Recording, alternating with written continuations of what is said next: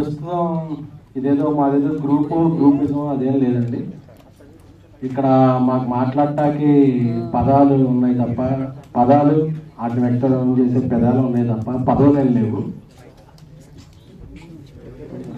ప్రస్తుతం ఉన్న పరిస్థితుల్లో ఒక నిర్మాత ఎంత దయనీయ స్థితిలో ఉన్నాడో అంటే అందరూ కూడా రైట్స్ గురించి మాట్లాడుతున్నారు కానీ రెస్పాన్సిబిలిటీ గురించి ఎవరు మాట్లాడలేదు.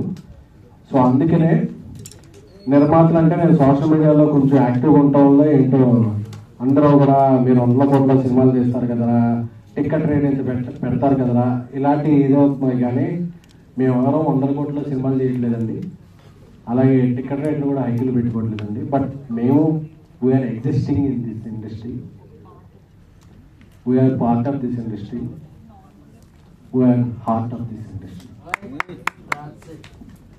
అంటే ఇయర్లీ 250 ఫిలిమ్స్ వస్తే 200 films small to mid films అండి. అవే ఇండస్ట్రీకి బ్రీతింగ్. సో నేను చూస్తున్నానండి ఇప్పుడు ఒక ఇండస్ట్రీలో విపత్కర పరిస్థితి ఉంది. అందరూ కూడా తమ రైట్స్ గురించి మాట్లాడుతున్నారు.